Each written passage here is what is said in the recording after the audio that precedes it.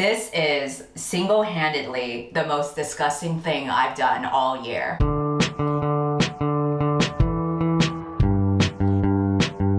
Today I'm going to be talking about City of Bones by Cassandra Clare because I read the book for the first time ever. It was time for me to investigate, where are these cities? And why are they made out of bones? That just sounds like it would be, pretty unstable infrastructure. Well, it turns out the story is much more than that. So in this video, I'm going to just talk about it in my usual commentary style. I will also attempt to make a DIY noodle bath bomb. The reason for this is because halfway through the book, the main guy, Jace Herondale, reveals that when he was 6 years old, he wanted to take a bath in spaghetti. And for some reason, his parents let him have that, even though that just sounds very unsanitary and disgusting. So that's what we're gonna do. I didn't want to waste a bunch of spaghetti and food during this panorama. It just seems like it would be kind of insensitive. So instead, I opted to make a DIY bath bomb that's gonna be emulating noodles. I've never made anything DIY before. I was never good at arts and crafts, so I don't even know if this is gonna work out. It might turn out terrible. Knowing my luck, I'll probably end up burning off my skin or blinding my eyeballs, but that's okay because my glasses will protect me, because GlassesUSA.com is the sponsor of today's video. Wasn't that such a natural transition I did there? GlassesUSA.com is an online retail store that offers over 6,000 styles and colors for all kinds of brands, from in-house to designer brands like Ray-Bans, Armani, Gucci, and many more. But the best part of it is that they offer all of these glasses and sunglasses up to 70% off. A complete pair of eyeglasses and sunglasses start off at $30, and they include a free prescription lens every time. They offer free shipping and returns with a 100% money back guarantee. They will give you the refund in 14 days, no questions asked. They have a virtual mirror on their site too, so you can actually upload your photo and then see how the glasses look on your face without actually having to try them on. They also incorporate blue light blocking, so you have an option to add that to your glasses if you tend to look at screens a lot. It's just a nice way to reduce eye strain, and this is something that I've applied to all of my glasses that I've got from them. So I got a bunch of new glasses that I'm going to show you. The one I'm going to wear throughout this video is called the Thackeray. This is in rose gold, and it's just like a nice round frame. It's super light, so it doesn't feel heavy on my face at all. And then to change things up, I also got the Ototo Everard. This is in tortoise, but it still has neutral colors. I really like the silver details here, so it's just a nice way to make a more bold statement with the tortoise pattern. This one is the Ototo Moran, and you can definitely see the blue light blockers on here, but I like these because they are super light. They have fine wire rims. And then the last one that I got is the Muse Kylie, and I got these in the clear colors, so it just feels a little bit more retro. So if you're interested in the glasses that I got, or if you want to check out the thousands of pairs that they have offered, you can go ahead and click on the link in my description below to check out GlassesUSA.com. Let's start making the bath bomb. I am using a tutorial that I'll link in my description, and it says in a medium bowl, mix together all of the dry ingredients that they have listed. So these include 1 cup of baking soda, 1/2 cup of citric acid, 1/2 cup of Epsom salt, and 1/2 cup of cornstarch. Oh, and then you add a colored pigment to make it whatever color you want. I'm gonna go with this because we are supposed to make it look like spaghetti. I have never worked with these ingredients before. So the story begins with the main character, Clary, who is a 15-year-old girl. She decides to spend a night out at a club with her best friend, Simon. When they're at the club, she ends up separating from him because she sees this sketchy group of people that she decides to follow into the storage area. What she discovers when she gets there is that they are trying to murder a boy there, and she's like, oh my god, what the hell is going on? So she's like, stop, don't kill him. But then they're like, wait, what? She can see us? And then they kill the boy anyway. So it turns out her trying to help him out was not very helpful at all. But it turns out that they are a group of shadow hunters, and the boy that they tried to kill was a demon. And apparently no mortal is supposed to see a shadow hunter except for her. Oh my god, so mysterious. What an intriguing premise. There's just so many questions. Here's my question though. What the fuck is a 15-year-old girl doing at a club? I knew that the story started off in a club, but I didn't know that the girl was 15 years old. All this time I was thinking it would be like some dark, grimy nightclub in the barrels of New York City. But then I find out that it's an all-age club. So this is just a club with a bunch of kids, but then the book describes people making out in the corners and doing drugs. And I'm like, ma'am, there are children present. Where are your mothers? Kind of hard to imagine a bunch of degenerates making out in the back of a nightclub when they're probably wearing braces and procrastinating on their algebra homework. Also, why the hell did a demon decide to invade this kids club? That's suspicious. Are the shadow hunters working with Chris Hansen? Is that why they had to track him down? They're pedo hunters? They trapped the demon in a storage area and they were like, hey, why don't you take a seat? Mr. Demon, aren't you demons like 1,000 years old? Why don't you explain to me why you decided to go to an all-age club of all places, not even the 21 plus clubs? That's fucking weird. Time to get exterminated for that. Sorry, Clary, but we're just trying to save your ass. Can you imagine while the shadow hunters and the demons are trying to kill each other and Clary is watching and being traumatized for her life? The club is actually playing Kids Bop in the background. I'm in the stars tonight, so watch me bring the fire, set the night alight. Shining through this city with a little funky soul. So after that weird night of murder and Kids Bop, things kind of go back to normal. We see that Clary lives with a single mom. We also see the relationship between Clary and her childhood best friend Simon, who, by the way, I find super annoying. Simon is the kind of guy who you just know has gotten his head shoved inside a toilet at least once. He's the kind of guy that goes on Reddit to complain about how nice guys finish last. So I'm just not interested in him at all, and Clary would agree with me because all she's thinking about is that mysterious boy that she saw at the club. Coincidentally, she spots Jace, who was one of the guys at the club. So she chases him down and she's like, hey, why the hell have you been following me? And then he's like, well, since you asked, let me just go ahead and give you this magical info dump and tell you everything you need to know. So at this point, we establish a bunch of terminology, like shadow hunters are a class of people who kill demons. Downworlders are magical folks like warlocks, fairies, zombies, vampires, and werewolves. There's something called a rune, which is essentially these marks or tattoos on your body that give you powers. There's a guy named Hodge who is supposed to be Jace's mentor. And then there's Jace, who is 16 years old, but for some reason acts like he is the sexiest man alive, even though his balls have not dropped yet. It's weird. He acts like a stud, but then it's like, dude, I saw you at that Kids Bop concert, because that was the only concert you were allowed to get in. Clary's phone rings to save us from the info dump, thank God, but it's her mom telling her not to come home. She sounds like she's being in danger, and then there's like this crashing sound and the line goes dead. And Clary doesn't know what the hell is going on. She's freaking out. She's like, oh my God, what happened to my mom? My mom who likes to be very cryptic and keep secrets from me, but I never question it for some reason. Just like how I should have questioned wearing all black clothes while I play around with white powder. We can't all be smart. At least Clary is good representation for me in that aspect. She drops her phone in panic, just like how I almost dropped my cornstarch in panic. The phone cracks, and so she tries to grab Jace's phone to call her mom instead. He tells her it's actually a sensor, but he doesn't tell her what it actually senses. So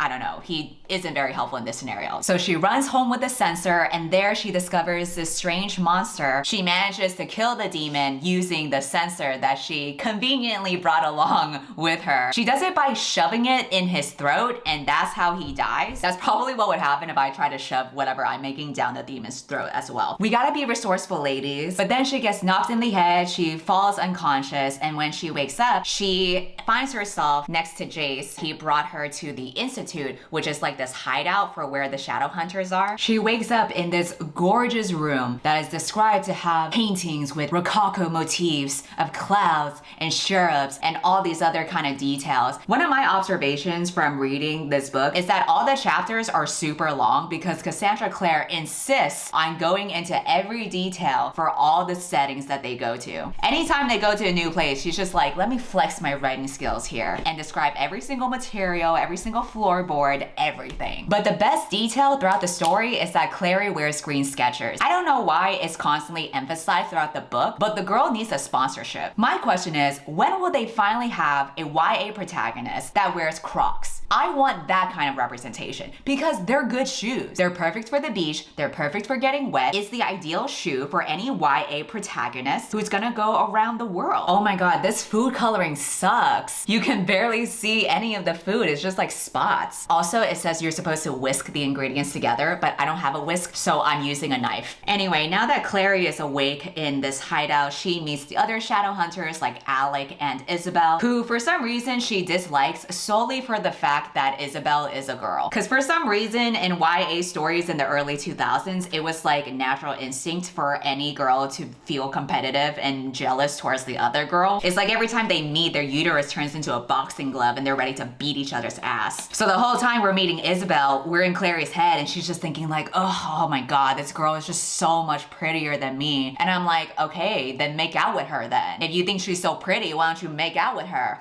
We find out that the reason she is alive is because Jace had marked her with a rune so that he could protect her, but if she had been an ordinary person, it would have killed her because usually it's too powerful for ordinary humans, which is further proof that she is special somehow. She might even be a shadow hunter.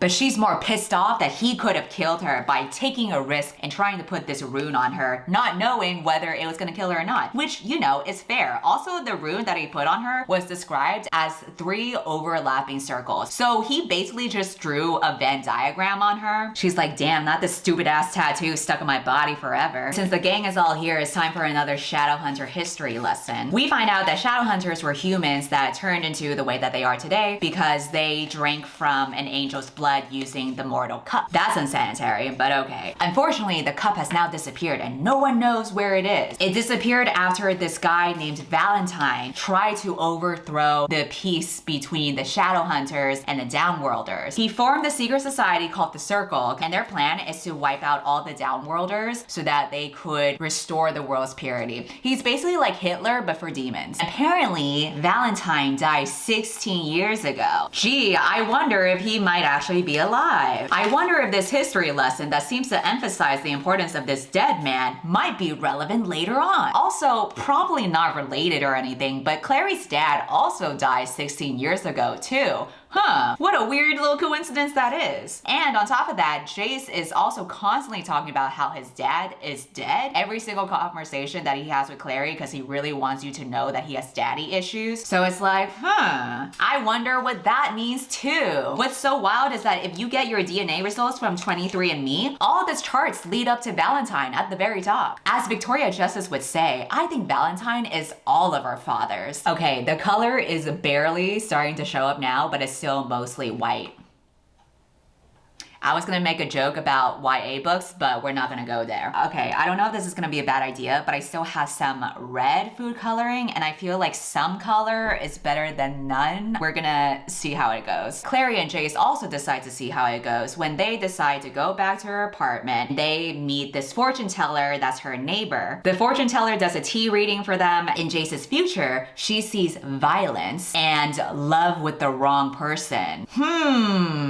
I wonder what that could be. I guess the red coloring I'm adding is gonna represent all the red flags we saw throughout the book. But the weird thing is, when she does the tea readings for Clary, she just sees a pile of green mush in her tea, which I actually think would be an accurate representation for my future, but apparently you're not supposed to see that. And it turns out that the reason why her cup is just mush is because there is a block on her mind. The fortune teller also reveals that she knew Jocelyn Frey, who is Clary's mother, who is currently missing. We find out that Jocelyn was actually a shadow hunter in her past, and apparently that's supposed to be a big surprise, even though throughout the book, literally the whole time that she's in the hideout for the shadow hunters and she's telling the other characters about her mom, they're like, Jocelyn Frey? We don't know who that is. We know a Jocelyn Fairchild though. She used to be in our little club. That's so weird. She seems to have the same exact physical attributes and personality traits, but she has a different last name, so it couldn't possibly be your mom. You're telling me that Jocelyn Frey was actually Jocelyn Fairchild all this time?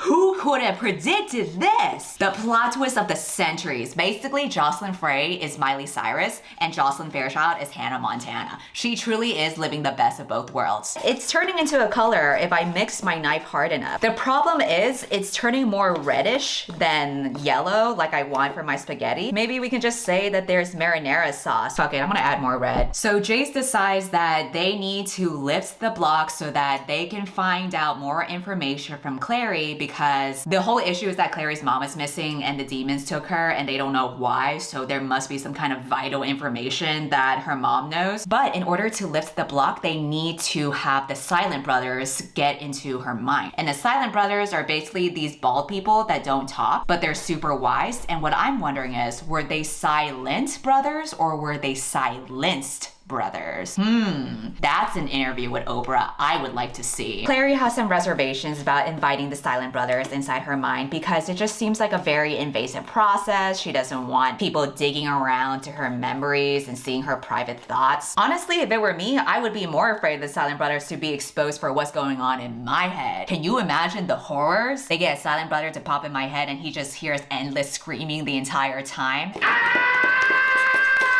Or maybe it would just be completely empty. Judging by how well I'm doing this bath bomb, just like a single brain cell rolling around like a tumbleweed. Now let's move on to the wet ingredients. It says in a separate small bowl, mix together the wet ingredients, which include 2.5 tablespoons of almond oil, 12 to 15 drops of essential oil, and 3/4 tablespoons of water. So the Silent brothers go inside her mind. She sees a fast-paced rush of memories of her entire life flashing before her, but then she sees a mysterious name flash before her, and that is called Magnus Bane. She doesn't know who that is, but apparently he is a very powerful warlock, and coincidentally, Isabel just got an invitation to go to his party. So the gang all decides to go there. But before we get into that, I do want to take this moment to talk about Jace and Clary. At this point, we pretty much know that they're both attracted to each other. I mean, a conventionally attractive girl and a conventionally attractive guy just makes sense in this heteronormative world. You can tell Clary has been attracted to Jace from the very beginning, even with the way that she observes him. Jace looked down at his hands. They were slim and careful hands, the hands of an artist, not a warrior. The ring she had noticed earlier flashed on his finger. She would have thought there would be something feminine about a boy wearing a ring, but there wasn't. Wow, look at those hands, those slim hands with a pretty ring, but not in a gay way though. He's hot with that ring, no homo. It's not feminine at all, I swear, he's still manly. I like that Clary clarifies that for us, just so that we don't misunderstand. Anyway, they share a cute little moment before they go to the party because Hodge gives her a sleeping potion so that she can sleep better. He sends her back to her room, and when she goes back to her room, she is shocked that Jace was there on her own bed, and she's so surprised that she drops the sleeping potion, and that pretty much renders it useless. But Jace, because he is such a kind gentleman, decides to give her a bedtime story to help her fall asleep. He tells her this lovely little bedtime story about when he was a little shadow hunter boy and how his father gave him a falcon to train, and he was so timid of the falcon, but he kept on staying by his side and talking to it and playing music to it, and over time they developed this really sweet bond with each other. So one day he comes up to his father to show how he tamed the falcon, and then the father grabs the bird and fucking snaps his neck, and he's like, "You didn't fucking listen to me. I told you to make this bird obedient, but you made it love you, and love is the worst thing that you could possibly do."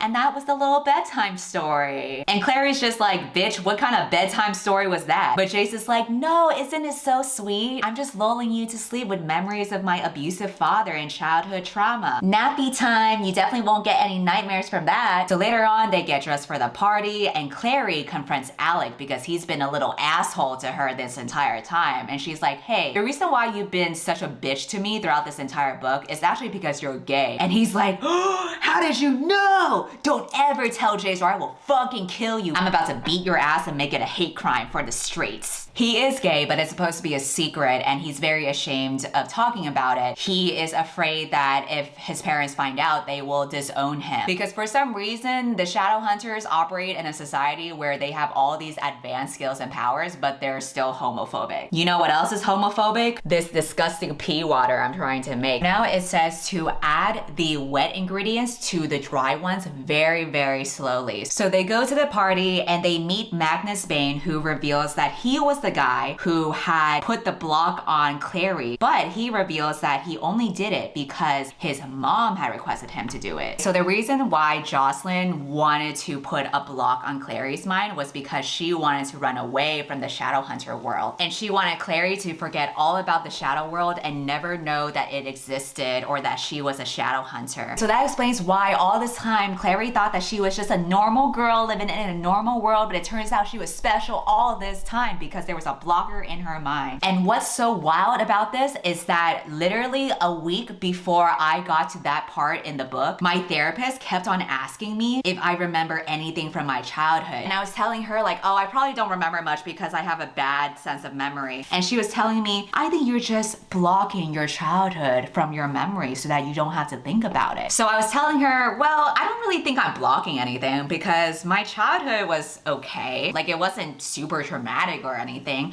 but now I realize my therapist was actually trying to get me to remember my childhood that I have blocked out and suppressed so that she could expose me as a shadow hunter. It all makes sense now. Oh my god, look at it fizzing up. It looks so cool. Hi, so my camera ran out of battery, which means that I spent the rest of the afternoon finishing up making the bath bomb. I managed to record the rest of it on my phone, and I'm just gonna go ahead and do a voiceover. Before I explain the monstrous thing that I created, I almost forgot to mention that I'm doing a book giveaway for City of Bones, the book that I held up. I can't hold it right now because I'm actually using it as a tripod at the moment. It's a thick book, so it makes for a pretty good tripod. I'll have the giveaway form in my description below. So as you can see, I mixed together the dry and wet ingredients, and this is where I should have realized that I did not make the bath bomb correctly. It was way too liquidy and foamy, and every time I left the bowl, it kept on expanding more and more. And I don't know why I messed it up because I followed the directions exactly. Like you saw what I did. I measured everything precisely. I put in all the ingredients, and somehow I still failed. So I don't know what the hell happened. This is why I cannot do DIY. So as these clips continue, I'm gonna go ahead and continue the story. So continuing where I left off, when they are at the party with Magnus Bane, it is revealed that not only is Clary's mom a shadow hunter, but she used to be in the Circle, which is a secret society that Valentine had formed, and she used to be Valentine's wife. At this point, you should seriously question her choices because this dude is literally Hitler for demons. Why are we not questioning why she married him in the first place? Was it because he's not like other girls? He's so quirky, he commits genocide. So while the characters are babbling on about cups and swords and the fates of the world, back at the party, it turns out that Simon drank some blue drink and randomly turned into a rat. This sparks a whole adventure and long-winded subplot where they have to rescue Simon the rat because he ends up getting kidnapped by a group of vampires. So the characters had to follow the vampires to this hotel where they're hanging out. And then there's this whole battle scene between the shadow hunters versus the vampires, and then the werewolves infiltrate the hotel and they end up fighting each other. And then finally the shadow hunters are able to rescue Simon and he turns back into a human. The whole time when I was reading this, I was thinking, what was the point of turning Simon into a rat? I truly don't know. This was the most pointless side plot ever. Simon is so boring, he literally had to turn into an animorph just so that the characters would have something to do with him. I don't even understand why he's following the Shadowhunters group for the whole story. I'm like, bitch, you don't even go here. What do you even do? You've contributed nothing to the group project. Now we wasted a whole bunch of chapters just to save your rat-looking ass. I think the only reason why we went on this whole subplot in the first place was so that we could introduce the vampires. I never really cared for vampires, but I thought that this part was interesting. Clary noticed how all the vampires were good looking, and there was this part where it says Clary wondered if there were any ugly vampires or maybe any fat ones. Maybe they didn't make vampires out of ugly people, or maybe ugly people just didn't want to live forever. Wow, Clary, I thought you were supposed to be an ordinary plain girl, but here you are being ugly phobic towards the rest of us. How dare you? But also you're probably right because I don't want to live forever. So maybe she was onto something, I don't know, but I don't think the world is ready for this kind of discourse yet, Clary. So here I am, foolishly thinking I can still make a bath bomb. I have a mold that's in the shape of a ramen packet. That was gonna be the closest thing I had to spaghetti since they're both noodles, and I just dumped it in there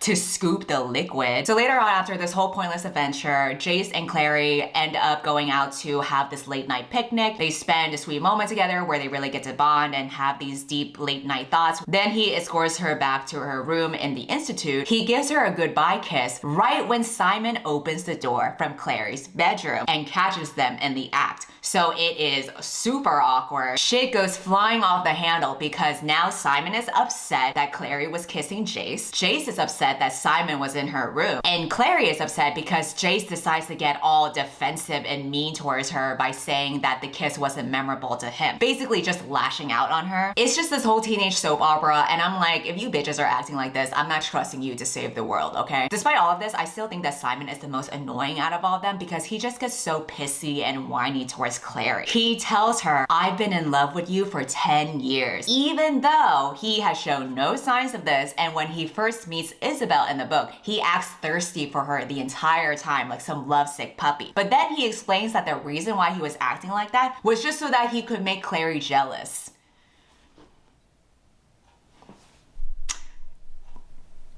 Tell me the logic behind that. How did you think that this was gonna work? Here's a disclaimer to every childhood best friend in every YA story. Stop getting upset when the girl who you have never expressed interest in before suddenly starts to see someone else. Also, why would Clary even like you? You look like a rat both figuratively and literally. You think she was suddenly attracted to you when she had to stuff your nasty little body in her pocket just so that you wouldn't be squished by actual humans? Simon could be working out and trying to do bench presses to impress Clary, and he would still look like a rat trying to get out of a cheese trap. All right, I just took the mold out. In my mind, I'm thinking once I flip it over, I'll have the perfect mold. And then it turns out to just be goop. So after that disastrous teenage soap opera that happens, Clary decides to focus on some self-care and do some relaxing activities like drawing on her sketchbook. She finds out that whatever she draws can actually be brought to life. That's the power that she discovers. And this revelation just goes to show how much better your life is when men are no longer in it. Literally, the moment she stops thinking about boys,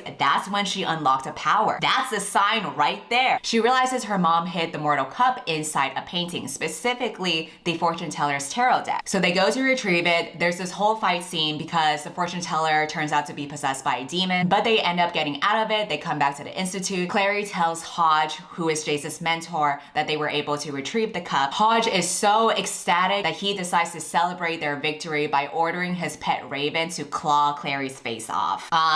That's fucking rude. It turns out these kids have been busting their asses just so that Hodge can betray them later on because Hodge is actually in cahoots with Valentine, who was, plot twist, alive all along. Valentine shows up. He snatches the cup. He snatches Jace, who for some reason was knocked unconscious for plot convenience. Hodge traps Clary in this magic invisible box so that she can't pursue him while he decides to flee the Institute. But for some reason, despite putting the effort to do that, he still spends a lot of time trying to convince Clary that he's not a bad guy, even though he literally was working with Hitler, who just kidnapped Jace. So I don't know what he's trying to convince, but he tells her, you were not raised as one of us. You have no part of this life of scars and killing. Leave the Institute, Clary. Leave and never come back. And I'm like, dude, you just locked her inside a magic invisible box. She can't even leave the room, much less the Institute. What the fuck is she gonna do there? Still, she's able to escape from the box and reunite with her uncle, who turns out to be a werewolf. He decides to tell her his side of the story. And this was the most painful chapter to go through because I absolutely hate info dumps. And the entire chapter was an info dump that is told from the dialogue and the perspective of the uncle, who is catching her up to speed with everything that has happened in the history of the Shadowhunter world. He info dumps everything about Valentine, the Circle, everything that happened in the generation before hers. Clary's mom used to have a baby with Valentine, but then the baby's son died in a fire, allegedly. I wonder who that could be. Blah, blah, blah. It's a lot. Basically, the writing is like reading a Wikipedia article. When Cassandra Clare goes to show and tell, she just tells. I always read TMI as too much info rather than the Mortal Instruments. And based on how long these chapters are, maybe I'm right. The most critical information here is that Clary finds out that Valentine is her father. And I say critical because later on when she tries to retrieve Jace, she finds out that Jace has been drinking Valentine's Kool-Aid because he has also found out that Valentine is his father. Which means that this whole time that they've been smooching, they've been brother and sister. Oh, hell no!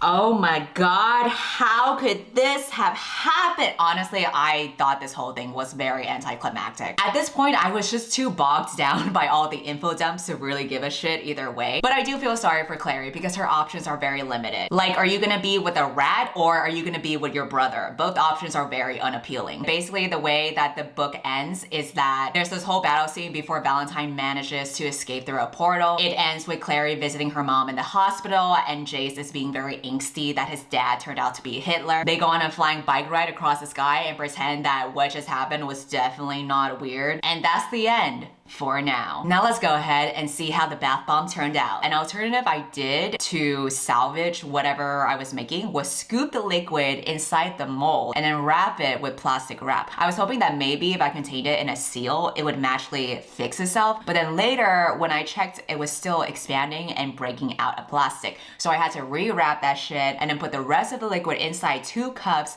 and wrap them both and keep on checking to make sure it wasn't expanding and overflowing in my kitchen. Now let's go ahead and test it out. Well, hello. This is me casually sitting in a bathtub in an extra large t-shirt because I don't have a swimsuit and I'm not gonna get naked on this channel because I don't wanna get demonetized. This angle looks like you're watching a really weird porno, but you know what? Once I add in my DIY spaghetti, ramen, whatever the fuck this is bath bomb, it's about to get even weirder. I originally put the bath bomb ingredients inside a mold of what was supposed to be ramen, but a lot of it already started disintegrating.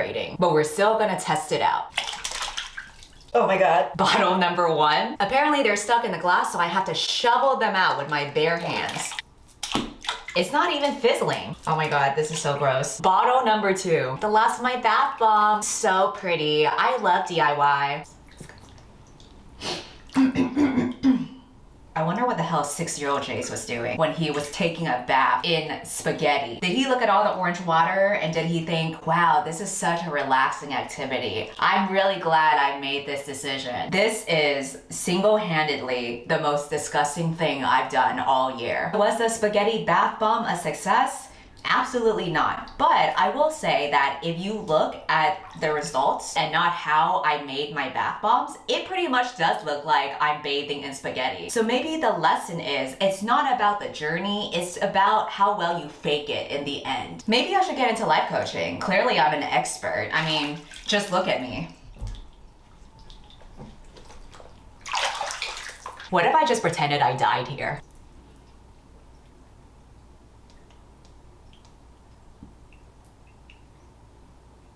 Well, I hope you enjoyed watching my DIY spaghetti bath video because I did not enjoy making it. Thank you again to theglassesusa.com for sponsoring this video. If you made this far in this video, perhaps question your choices, just like how I should be questioning mine. And goodbye. 'Cause I'm in the stars tonight. So watch me bring